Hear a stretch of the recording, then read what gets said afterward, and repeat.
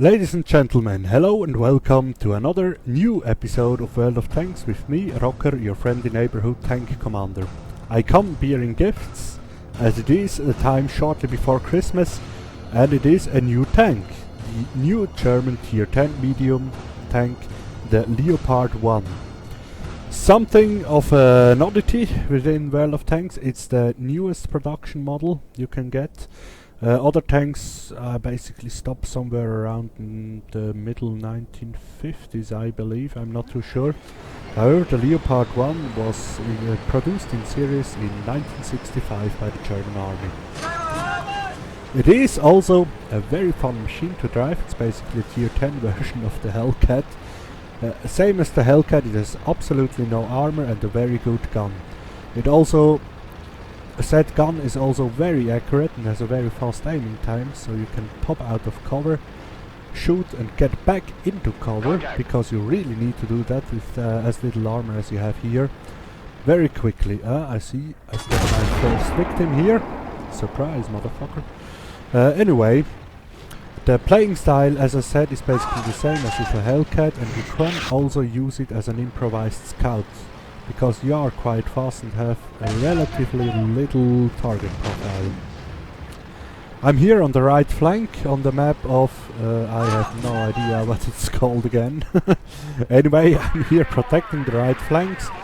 In my support I have an IS-7 Russian tier 10 heavy tank. Also horribly missing this shot. Ignore that please.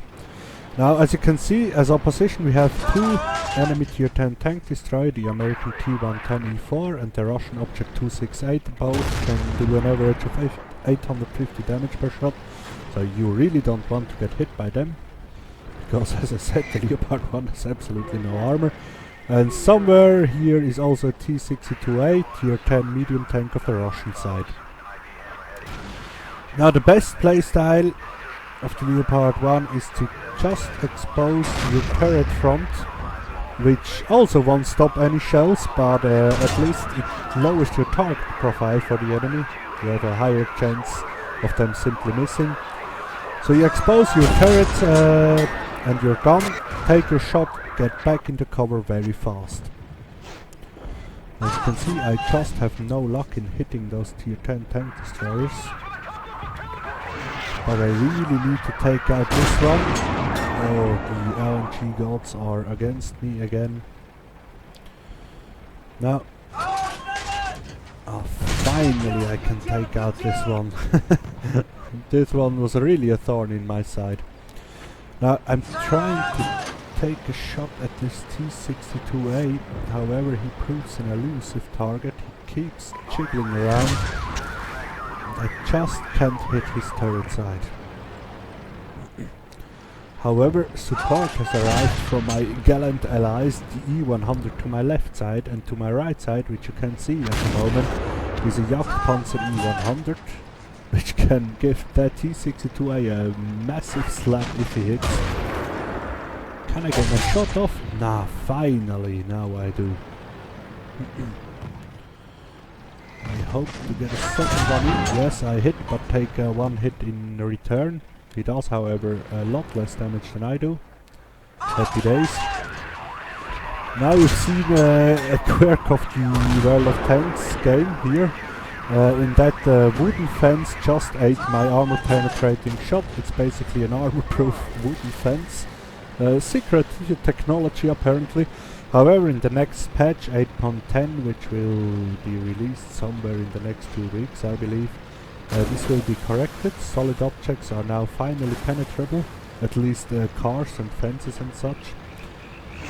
Anyway, you now see another advantage of the Leopard, which I mentioned before already. It's very high speed and mobility. I can now quickly change the flank and get into a new firing position.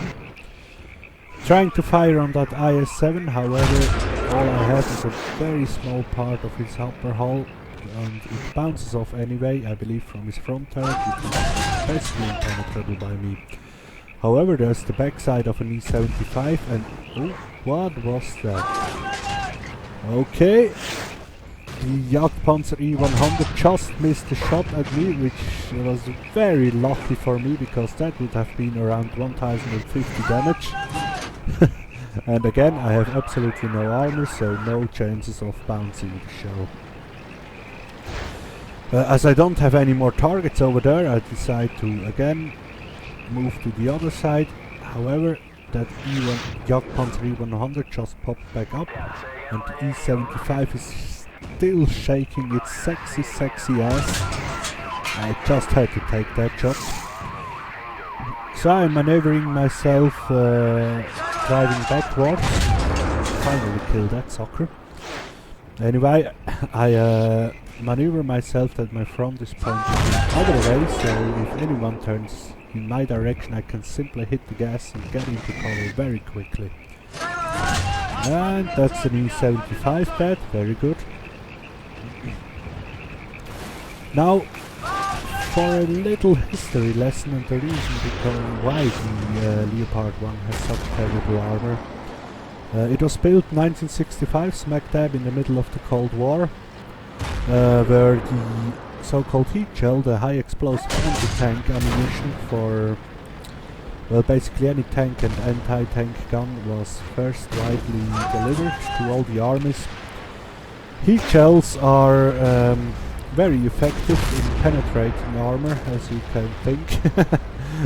Basically, a standard heat shell for a 105mm gun could penetrate about 700 to 800mm of solid armor grade steel, which meant that armor just became useless. Up to until, I believe, the middle of the 80s or something, with the development of Chopin and composite armor. Until then, you simply can put 800mm of armor on the front of a tank. It would be far too heavy and overtax the suspension and make it very maintenance heavy, and it would make it also very slow and a target for ground attack planes. So the Germans thought to themselves, fuck this, we are just going to build a tank with no armor, well, almost nothing. The 60mm are just enough to stop the common 20mm autocannons mounted in most planes and the heavier APCs in the use of that time.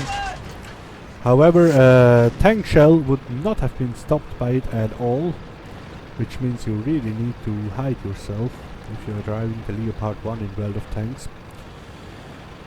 However, on the other side, it was an extremely fast tank with a superior off-road performance. No other tank could match it, and the newer versions of the Leopard 1 also had computerized firing solution system, which meant it could also fire on the move. It was in service in around 12 armies, including the Swiss one, by the way, up to the development of the Leopard 2, its heir if you want, and it was widely believed to be one of the great tanks of the 20th century. Now I hope you didn't fall asleep while I was holding my little history lesson here. In short, I'd say the Leopard 1 is a hard tank to drive. You need to know what you are doing, because if you make a mistake, you will die very quickly. However, once you've got the tactics in, you can have a lot of fun and shift quickly around on the battlefield. Get where you are needed, put on the fire you need. With that very high accuracy, you can hit weak spots at long distances, and then get out of trouble very quickly if you find yourself in it. In short, it's a highly fun machine which needs some time until you can learn to control it. Now I hope you've enjoyed this episode. I sure did. 5,891 damage is nothing to scoff at. And I must say it has been quite a while since I found such a fun tank to drive in World of Tanks. Good night, and we'll see us on the battlefield, or in case you aren't a gamer, on YouTube.